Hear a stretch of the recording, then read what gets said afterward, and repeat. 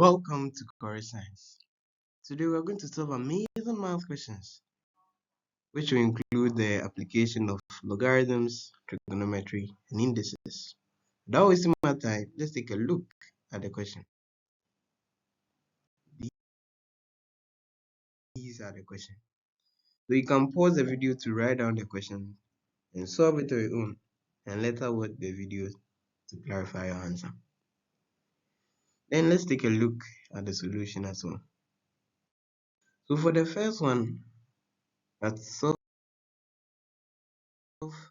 simultaneous equation.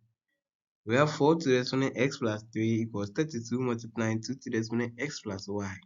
That's our first equation.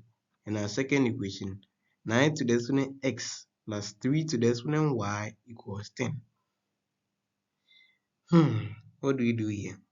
9 to the exponent x has no relationship with 4 to the exponent x. But I don't think we'll use logarithm too early here. We can use the normal indices and maybe later use logarithm. So what do we do?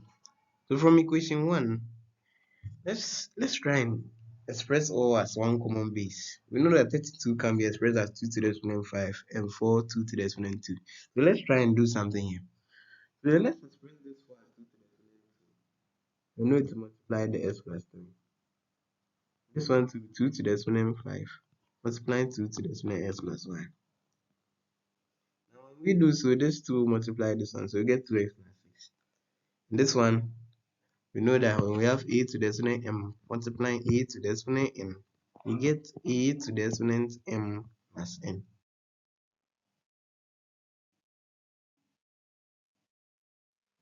Once we do this, our work is almost done. Okay, so this is it. Now, we've gotten this expression. The bases are the same. So what do? You equate the powers. So we have 2x plus 6 equals 5 plus x plus y. Now let's try and make y the subject so that we can substitute the value of y to get an expression, an equation in terms of only x. So we have 2x minus x plus x minus 5 equals y. Y equals x plus 1. Yes. So let's say this is our equation 3. Now let's put equation 3 into equation 2 and see what we'll get. So equation 3 into equation 2. We have 9 to the exponent x plus 3 to the exponent x plus 1 equals 10. Equals 10. It's shaping out very well, right? Okay, so we know 9 is the same as 3 squared. We want to express all in terms of 9. So we know 9 is 3 squared, right? So it will be 3, 2 to the exponent x. And now 3 to the exponent x plus 1. From logarithm, we know that a to the exponent m times a to the exponent n equals a to the exponent m plus n. So now if you have a to the exponent m plus n, you can change it back to this way and say 3 to the exponent x multiplying 3 to the exponent 1. So here we get a very fine answer.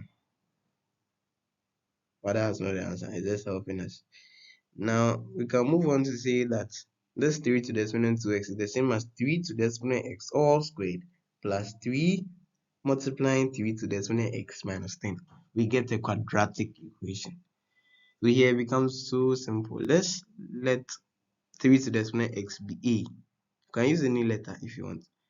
So let a be equal to 3 to the exponent x. A squared plus 3 minus 10 equals 0. Now let's look at negative 10. So some factors of negative 10 are 5 and negative 2. When we add these two, we get 3. So it means the factors of this function, since the coefficient of a squared is 1, we can clearly say that it's a plus 5, a minus 2 equals 0. So once we get this, we are almost done with our question. Okay, so this is it. So a plus 5 multiplying a minus 2 equals 0, a plus 5 equals 0, or a minus 2 equals 0, a equals negative 5, or a equals 2. Now, we know that 3 to the exponent x cannot be negative. You consider this, maybe 2 to the exponent x equals negative 2. Which number, which exponent of x will give you this? For real number system, there's no solution. But I'll not lie to you that there's no solution at all. You can actually get a solution, but it's a complex solution. You get some I, pi, and all those things, y, pi, but it's not necessary for today. So for this one, we'll say there's no solution for 3 to the exponent x equals negative 5. So equate it to 2 rather. So in real number system, it does not exist. So 3 to the exponent x equals 2 is the real solution. Now we get x to be equal to log 2 on log 3 is the same as log 2 to the base 3. Now y will be this x plus 1. It's simple. We get log 2 on log 3 plus 1, which can be written as log 6 on log 3. If you want to change this to decimal, you can do so using your calculator. I think this is okay. Very nice question.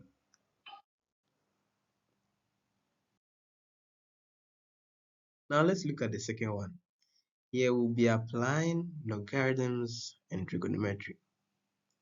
Very nice question to test your understanding of logarithms. I'm sure most of you are done with this one by now. So let's say we say log of a equals 0. We know usually in logarithm when we don't write the base is usually 10. It means a equals what? 10 to the exponent 0, right? So now if log of 2 sine x equals 0, then it means 2 sine x is equal to 10 to the exponent 0, right? Very simple. So once you apply that, your work is almost done. It's all a matter of knowing your trig ratios. So now we have 2 sine x equals 10 to the exponent 0. 2 sine x equals 1. 10 to the exponent 0 is 1. Now divide through by half L2 to get sine x equals 1 on 2. Yes, x will be sine inverse of 1 on 2. And that is pi on 6 for the given interval. So the interval given was 0, x, pi, 2. 0 less than x less than pi on 2. So this answer, you might write it in 30 in form of degrees as 30 degrees. But because the interval given denoted that it should be in pi form, we also like to write it in pi radians. So pi on 6 radians. And that's the same as 30 degrees. Degrees over 180 multiplying pi. Here we have pi on 6. Very simple. Now let's look at this one. So this one, I'll allow you to do it on your own. You apply the same principle, and the final answer you get is pi on 3. Now let's look at the last one. Log 2 sine x cos x equals 0. So here to apply the same thing, meaning 2 sine x cos x equals 1. Now here, instead of dividing through by 2, let's try and recall if there's any trig identity that can help us here. So remember that 2 sine 2x equals 2 sine x cos x. So once we know this, then instead of dividing 2 by 2, we just compress this back to 2 sine 2x. So sine 2x equals 1. When you do this, it becomes so easy, meaning 2x equals the sine inverse of 1. And for the given interval, 2x equals pi on 2. That's 90 degrees. Now, we want to find x, not 2x. So x will be equal to pi on 2 divided by 2. Pi on 2 divided by 2. So we get pi on 4. And you know, dividing by 2 is the same as finding half of the number. Yes, so pi on 2 divided by 2 is pi on 4. And that's 45 degrees. So we've gotten a value for x for the given interval. Now let's look at the last question. Very nice question. So for this one, we have 2 cos squared x minus 1 to the exponent 2 sine squared x minus 1 equals 1. A nice question indeed. But let's consider it to the exponent. It is either a is equal to 1. Since 1 to any exponent of b will give us 1. For now, we can say that confidently. 1 to the exponent 77. 1 times 1 times 1 times 1 times 1 times 1 times 1. 77 times will still give you 1. So either this b is 1, either this is 1, or this is 0, or b equals 0. Why do we say so? So we know that 1 is the same as a to the exponent 0, right? 1 is the same as a to the exponent 0. So if that is so, then the bases are the same. We have a. Then we can equate the powers. As far as a is not equal to 0, or 0 to the exponent 0 is indeterminate. So let's know that. So now we have two conditions. So to solve this question, we do for each of the conditions. So either the top, the power or the exponent equals 0, or the base equals 1. So now we have 2 cos squared x minus 1 to the exponent 2 sin squared x minus 1 equals 2 cos squared x minus 1 to the exponent 0. Since the bases are the same, we equate the exponents. So 2 sin squared x minus 1 equals 0. We have 2 sin squared x equals 1. Sin squared x equals 1 on 2. So sin x is plus or minus root 1 on 2, and that's plus or minus root 2 on 2. Now, for the given interval, which was 0 less than or equal to x less than or equal to 180 degrees, know that sine is positive in this interval. Let's look at it. So in the first quadrant, all of them are positive. In the second quadrant, sine is positive. Third quadrant, tan is positive. And the fourth quadrant, cos is positive. Some people use cast. And people also use all silly terms cats. It's all about how you remember it. So you realize that this whole side, which is 0, 180, sine is positive. So we just ignore the positive value here. Ignore it. So it means sin x is equal to the positive 1 rather for this given interval. So x equals sine inverse of root 2 and 2, and we all know that is 45 degrees.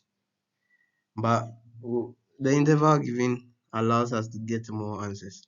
So from the interval, you can use the formula 180n plus negative 1 to the exponent n multiplying sine inverse of the angle of the sine inverse, and we know that is 45 degrees.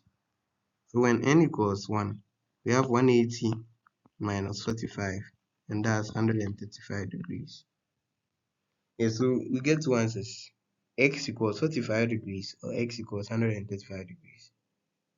Now let's solve it the other way too, where we equate the base to 1. So now 2 cos squared x minus 1 equals 1. When we solve all that, get cos squared x equals 1.